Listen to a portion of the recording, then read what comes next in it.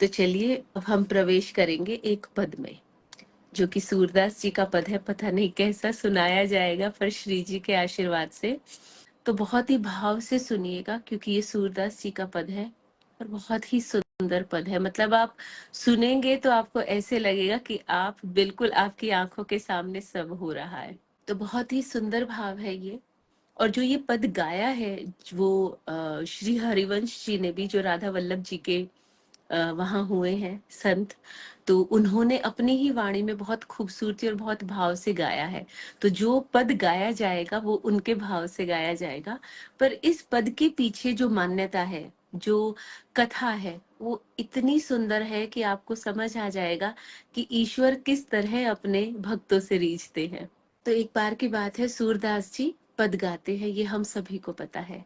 और हम सभी को ये भी पता है कि सूरदास जी नेत्रहीन थे। तो हमारे श्रीनाथ जी, हमारे लाला, वो बहुत ही छलिया मोहन है हमारे।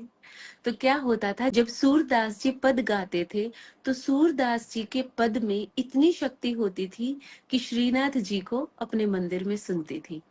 तो धीरे धीरे क्या होने लगा, ठाकुर जी जैसे ही गोस्वामी जी जाते, पर्दा करके दरवाजे लगा के जंगले में से कूद करके ठाकुर जी चले जाते थे और सूरदास जी की कुटिया के बाहर बैठ करके उनके पदों का आनंद लेते थे। तो सूरदास जी सामने बैठे हैं, आपको बराबर दिखाई देंगे हमारे सूरदास जी, उनकी धोती अंगोछा सब दिखेगा। सूरदास जी सामने बैठे हैं और सामने हमारे लाला ऐसे करके उनको निहार रहे हैं और उनसे रीझ रहे हैं। जैसे ही सूरदास जी पद गाना रुकते हैं, जब सूरदास जी का पद हो जाता है तो लाला वापस आ जाते हैं मंदिर में। ये उनकी हर रोज की क्रिया हो गई थी।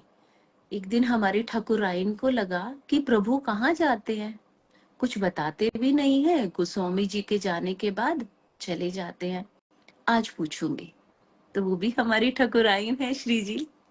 तो जैसे ही लाला जाने लगे तो लाला का हाथ थाम लिया। कहाँ चले प्रभु?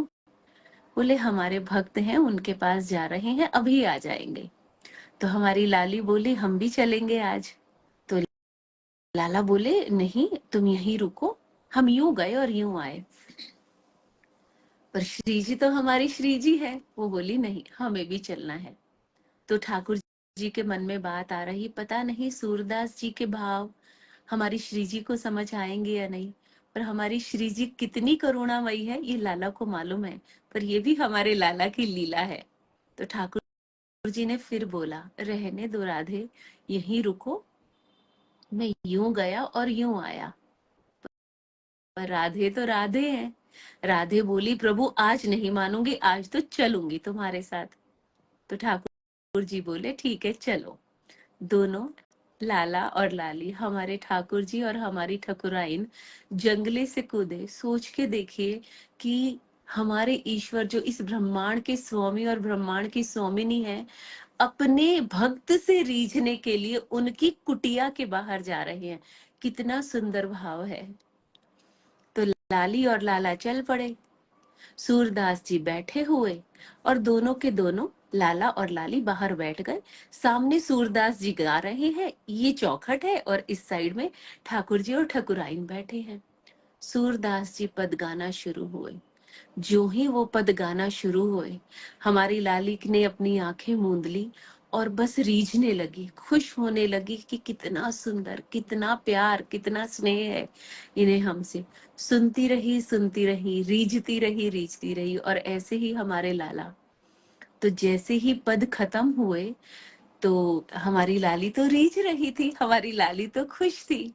तो लाली थोड़ी होश में आई तो लाला ने बोला चलो, मंदिर खुलने का समय हुआ है श्री जी, अब हमें जाना है, विराजमान होना है वहां पे। तो जैसे ही हमारी श्री जी खड़ी हुई, अपनी पायल चूड़ियां बिंदिया सवारी, हाँ चलो लाला। तो जैसे ही ठाकुर जी को बोली कि चलो चलते हैं, उन्होंने देखा कि सूरदास जी अपना डंडा उठा के कहीं चलने के लिए तैयार हो रहे हैं। तो हमारी ठाकुराइन ने बोला रुकिए प्रभु, जरा देखिए, हमारे भक्त हैं, कहाँ जा रहे हैं? तो लाला ने बोला वो जा रहे होंगे कहीं, हमें मंदिर में पहुंचना है, पट खुलने का समय जो हो रहा है। पर हमारी ठकुराइन इतनी करुणामयी है कि माने ही नहीं। बोली नहीं प्रभु, मैं देखूंगी सूरदास जी कहाँ जा रहे हैं और उनके साथ उन्हें छोड़कर आएंगे क्योंकि वो नेत्रहीन है। तो लाला बोले ठीक है। अब ठाकुर जी को बात समझ आ रही है थोड़ी थोड़ी कि लाली क्यों उनको इतना देख रही है। इतना स्नेह इसलिए हो रहा है लाली को क्योंकि उनके भक्त को भी उनसे इतना ही स्नेह है। तो हमारे सूरदास जी चले चले चले चले, तो लाली सिर्फ सूरदास जी को देख रही है, कैसे टटोल टटोल के धरती को सूरदास जी चल रहे हैं, कैसे अपनी लाठी से देख रहे हैं कि कोई खड्डा, कोई पत्थर कुछ आ ना जावे। तो लाली तो सूरदास जी को ही देखे जा रही हैं। तो फिर क्या हुआ, लाली ने देखा नहीं, लाला और लाली ने देखा नहीं, आगे खड्डा आया गहरा और सूरदास जी वहां गिर पड़े। अरे गिर पड़े हो, गिर पड़े हो। हमारे सूरदास जी ऐसे चिल्लाए और हमारी ठकुराइन एकदम डर गई कि अरे ये क्या हुआ मेरे भक्त को। तो सोच के देखिए कितना सुंदर दृश्य है ये कि ठाकुर जी और ठकुराइन ऊपर हैं। ठकुराइन हैरान है कि उनके भक्त संत श्री सूरदास जी खड्डे में गिर गए हैं जो कि गहरा है। तो लाला बोले कि अब राधे ये गिरे हैं, क्या करें, हमें जाना चाहिए, पट खुलने वाले हैं। क्योंकि वो तो ठाकुर जी है ना। बोले कोई ना कोई आएगा, सूरदास जी को निकाल लेगा, चलो हम चलते हैं मंदिर। अब हमारी करुणामयी राधे कहाँ मानने वाली थी। उन्होंने बोला कि नहीं प्रभु, ये तो हमें देखना होगा, हमें ही सूरदास जी को निकालना होगा। तो बोले, आपस में खुसफुसा रहे हैं दोनों, क्योंकि अगर सूरदास जी ने जरा भी आवाज सुन ली श्री जी की और ठाकुर जी की, तो सूरदास जी तो तुरंत से पहचान जाएंगे। तो दोनों आपस में खुसफुसा रहे हैं।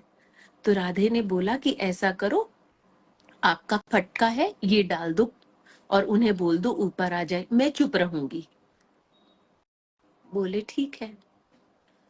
ठाकुर जी तो हमारी ठकुराइन की मानते भी सारी ही बात है ना। कोई एक बात नहीं है जो हमारे ठाकुर जी ना मानते हो। वो कितने ही बड़े लीलाधरों पर हमारी ठकुराइन के स्नेह में मोहित हैं, उनकी सब बातें मानते हैं। तो लाला ने अपना पटका उतारा और खड्डे में डाल दिया। बोले बाबा, ये दो शब्द बाबा सुने तो सूरदास जी खड्डे में खड़े हो गए। उन्हें समझ गया आज तो श्रीनाथ जी आ गए, पर बाबा रहे चुप। बाबा ने बोला कौन है। ठाकुर जी बोले बाबा, मैं यहीं का गवाला हूँ और तुम ये ले लो, ये मैं फेंक रहा हूँ नीचे, पटका है और तुम इससे ऊपर आ जाओ। अब देखिए कितना सुंदर दृश्य है कि सूरदास जी को पता चल गया है कि प्रभु आए हैं, पर भक्त चुप है। क्योंकि अगर भक्त ने बोल दिया प्रभु आप हैं, तो भगवान एकदम से चले जाएंगे। तो भक्त भी चुप है और भगवान को भी मालूम है कि भक्त को पता चल गया है, पर भगवान भी चुप हैं इसी लीला में। अब इतना सुंदर दृश्य वहां हो रहा है कि सूरदास जी खड्डे में पड़े हैं, हमारे ठाकुर जी का पटका उनके हाथ में है और ठाकुर जी की कमर को और बाह को हमारी लाली खींच रही है कि कैसे ही खींच के बाबा को ऊपर ले आओ। अब लाला ने बोला बाबा, ये पटका मैं फेंक रहा हूं और तुम आ जाओ। जैसे ही उन्होंने बोला तुम आ जाओ, सूरदास जी को पायलिया की आवाज आई, पाजीब की आवाज आई। तो सूरदास जी को पता चल गया कि आज तो श्री जी भी शायद साथ में आई हैं, साथ में आई हैं। तो उनका रोम रोम खिल गया, पर बाबा चुप, सूरदास जी चुप। ये उनका स्नेह, उनका आदर अपने इष्ट के प्रति था कि मैं चुप रह करके इनकी लीला देखता हूँ, क्या करते हैं ये मेरे साथ। ठाकुर जी ने बाबा को ऊपर खींचा और जैसे ही श्री जी पीछे हुई, उनकी पायलिया की छनकार बाबा को सुनी और जैसे ही पायलिया की छनकार हमारे सूरदास जी को सुनी, डगमगा के श्री जी के चरणों में पड़ गए और उनकी पायलिया बाबा के हाथ में आ गई। जैसे ही पायलिया हाथ में आई, उन्होंने दबोच ली, बताई नहीं। बहुत बहुत बहुत खुश हुए अंदर ही अंदर, पर कुछ बोले नहीं। पूछे कौन हो, तो ठाकुर जी बोले गवाला हूं इधर। बोले साथ में कोई है? तो देखिए कितनी सुंदर बात है कि सूरदास जी को पता है कि साथ में श्री जी हैं, पर उनके स्नेह में, उनके आदर में पूछ रहे हैं कि तुम्हारे साथ कोई है? तो हमारे ठाकुर जी बोले हाँ, दुल्हनिया है मेरी। सूरदास जी बोले ठीक है। तो श्री जी ने एक शब्द मुंह से नहीं बोला। ठाकुर जी बोले बाबा ठीक है, अब आप जाइए। दोनों अपनी अपनी राह हो गए। सूरदास जी मंद मंद मुस्कुरा रहे, जहां जाना था भूल गए, होश सब खो गए, वापस अपनी कुटिया में आ गए, चुपचाप बैठ गए, सिर्फ उसी बात को, उसी आवाज को, सब कुछ वही याद किए जा रहे। किस तरह से ठाकुर जी के पटके को छुआ, क्या सुगंधी आई उसमें मंदिर की, जो गोस्वामी जी भोग लगाते हैं।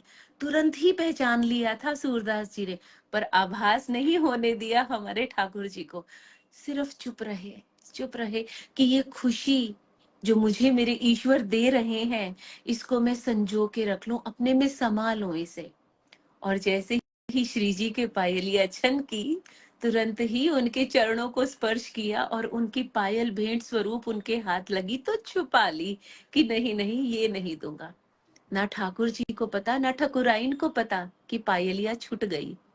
तो भागे भागे मंदिर के प्रांगण में पहुंचने लगे, तो राधे को लगा कि एक पायलिया में तो छम है और दूसरे पैर में छन नहीं है। राधे ने जैसे ही अपने घाघरे को देखा, देखा तो नीचे एक पाँव में पाजेब है और एक में नहीं है। ठाकुर जी से बोली, मेरी पायलिया छूट गई है सूरदास जी के पास और ला कर दो। ठाकुर जी बोले, श्री जी और ले लेना, अभी मत जाओ, अभी मत बोलो जाने को, दर अभी खुलने वाला है, अभी मंदिर खुल जाएगा, गोस्वामी जी आ जाएंगे, और ले लेना। पर उस दिन तो ठाकुराइन ने हमारे सूरदास जी पे कृपा बरसाने का निश्चित ही किया हुआ हो जैसे। बोली, नहीं नहीं प्रभु, मेरे को तो वही पाजेब चाहिए, मेरी पसंदीदा पाजेब है, आप हमें लाके दे दो। तो ठाकुर जी बोले, अच्छा चलो, चले चलते हैं, जब नहीं तुम मान रही तो चले चलते हैं राधे। दोनों के दोनों प्रिया प्रीतम चल पड़े सूरदास जी की कुटिया में। झांके पहले, क्योंकि अंदर जा नहीं सकते, कुटिया के बाहर से बोले बाबा। और सूरदास जी अंदर ही अंदर मोहित हो रहे हैं, खुश हो रहे हैं कि फिर आ गए, क्योंकि पायलिया तो मेरे पास है, तो आना तो था ही। बोले हाँ, कौन है? बोले मैं हूँ बाबा, गवाला। आपके पास कोई पाजेब है क्या? सूरदास जी लड़खड़ाते हुए खड़े हुए, पोटली से पायलिया निकाली। बोले हाँ, पायलिया है, आ जाओ देख लो। तो ठाकुर जी बोले कि बाबा आप यहीं दरवाजे पे दे दो। तो सूरदास जी बोले, नहीं बालक, अंदर आ जाओ, अंदर आ जाओ, मैं बैठा हूं, आ जाओ। तो जैसे ही ठाकुर जी ने पहला चरण अपना रखा, सारी की सारी कुटिया में अलग ही खुशबू, अलग ही आनंद, अलग ही ऊर्जा हो गई, मानो 10 सूर्य इकट्ठे उनकी छोटी सी कुटिया में प्रवेश कर गए हों। आहा, क्या सुंदर माहौल। दूसरा चरण रखते ही हमारे सूरदास जी ऐसे हो गए ब्रह्मांड का स्वामी, इस छोटी सी कुटिया में इस गरीब के दर आया, फिर भी अपनी भावनाओं को संजोए हुए रखे हमारे सूरदास जी। बोले हाँ, ये देखो पायलिया है। जुबान तो लड़खड़ा रही थी सूरदास जी की, पर फिर भी आज उन्होंने सोच रखा था, आज तो श्री जी के चरणों को स्पर्श करके ही मानूंगा। तो ठाकुर जी ने बोला, हाँ बाबा, यही मेरी पायलिया है। तो सूरदास जी ने कहा, लाओ तुम मुझे दूसरी पायलिया दिखा दो, मैं देख लेता हूँ, फिर तुम ये ले जाना, मुझे पता चल जाएगा कि तुम्हारी संपत्ति है, अभी मुझे कैसे पता चले कि ये तुम्हारी ही पायलिया है। तो ठाकुर जी बोले, बाबा आपको कैसे पता चलेगा, आप तो नेत्रहीन है। तो बाबा ने बोला, नहीं, मैं हाथ से अनुभव कर लूंगा, और तुम्हें पायलिया लाने की भी जरूरत नहीं है, चरण में ही रखना, मैं चरण से ही देख लूंगा, मैं चरण को ही स्पर्श करके अनुभव कर लूंगा।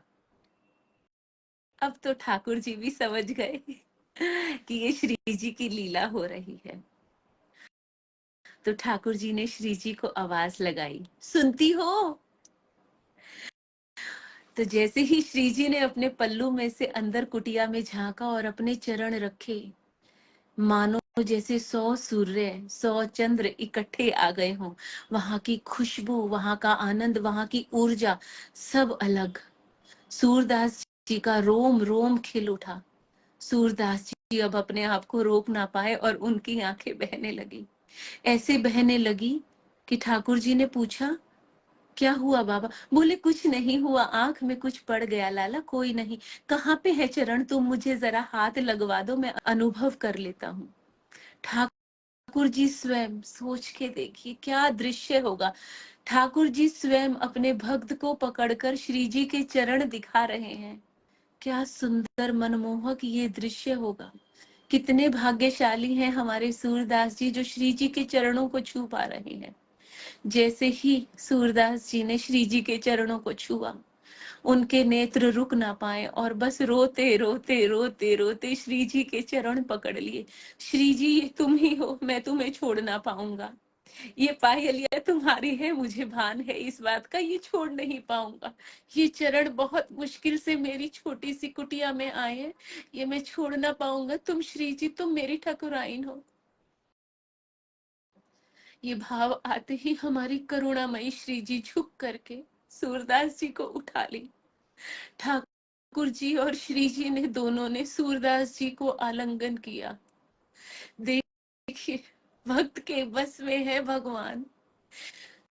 हमारी श्री जी ने जैसे ही हमारे सूरदास जी को देखा, बोली, बाबा, सिर्फ एक शब्द बाबा, और सूरदास जी का रोम रोम खिल उठा और सूरदास जी हाथ जोड़कर खड़े हो गए, नेत्र बंद और रोते जा रहे। और श्री जी ने अपने सुंदर हाथों से, अपने कोमल हाथों से हमारे सूरदास जी का मुख पहुंचा, उनकी आंखें ऐसे पहुंची और आंखें पहुंच कर बोली, बाबा आंखें खोलो। बोले, ना रे श्री जी, मैं तो ऐसे ही तुमको देख सकता हूँ, मैं नेत्रहीन हूँ। तुम तो ब्रह्मांड की ठाकुराइन हो, तुम सब जानती हो, लाला से पूछो। तुम मेरे दर आई हो, मैं आभारी हूँ। इस जीवन में मैं तुम्हें स्पर्श कर पाया, मैं आभारी हूँ। हमारी श्री जी बोली, बाबा एक बार तो आंखें खोलिए, आपको मुझसे इतना स्नेह है, आपको मेरे प्रति इतने भाव हैं, एक बार आंख तो खोलिए बाबा। और जैसे ही सूरदास जी ने अपने नेत्र खोले, देख कर हैरान रह गए, सामने श्री जी और ठाकुर जी साक्षात खड़े। बोली, भक्त वत्सल भगवान की जय। ये है हमारे भक्त के लिए वात्सल्य, हमारी श्री जी का, हमारे ठाकुर जी का। सूरदास जी अपने आप को रोक ना पाए, निहारते रहे, निहारते रहे,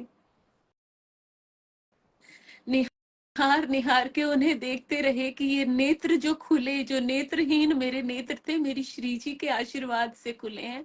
बस इन अखियों में, इन नैनों में मेरी श्री जी बस जाए। सूरदास बाबा इतने खुश थे, श्री जी को निहार रहे थे, हमारे प्रभु को निहारे जा रहे थे। रोम रोम गा रहा था, एक एक रोम शरीर का, राधे कृष्ण राधे कृष्ण, इस तरह से बोल रहा था। बाबा झूमते झूमते बोले, बसो मेरो नयनन में यह जोरी, बसो मेरो नयनन में यह जोरी। नव दुल्हे ब्रज राज सावरो, नव दुल्हे ब्रज राज सावरो, दुल्हन राधा गोरी, बसो मेरो नयनन में यह जोरी, बसो मेरो नयनन में यह जोरी। और ठाकुर जी को देख करके हमारे सूरदास जी ने उनकी बहुत सुंदर व्याख्या करी। गज मोतिन को शीश से हरो हिरख निरख चित चोरी, हिरख निरख चित चोरी, बसो मेरो नयनन में यह जोरी, बसो मेरो नयनन में यह जोरी। हित हरिवंश करी न्यौछावर, हित हरिवंश करी न्यौछावर, चिरजियो यह जोरी, चिरजियो यह जोरी, बसो मोरे नयनन में यह जोरी, बसो मेरे नयनन में यह जोरी। नव दुल्हे ब्रज राज सांवरो, नव दुल्हे ब्रज राज सांवरो, दुल्हन राधा गोरी,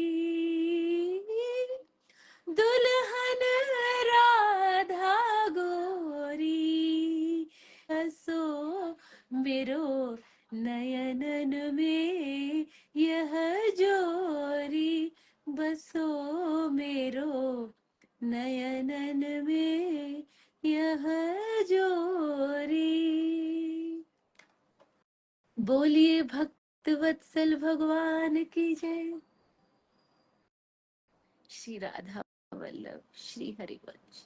जय जय श्री कुंज बिहारी श्री हरिदास। तो इतना सुंदर पद हमारे सूरदास जी का, और बहुत ही सुंदर भाव कि भक्त के बस में है भगवान, और जहाँ पे हमारी ठकुराई ना जाती है तो ठाकुर जी को पीछे पीछे ले ही चलती है कि मेरा भक्त कहाँ जा रहा है प्रभु, देख तो लीजिए, खड्डे में गिर गया है प्रभु, निकाल तो दीजिए, पायलिया छूट गई है प्रभु, वापस दिलवा तो दीजिए। जय जय श्री राधे श्री कुंज बिहारी श्री हरिदास।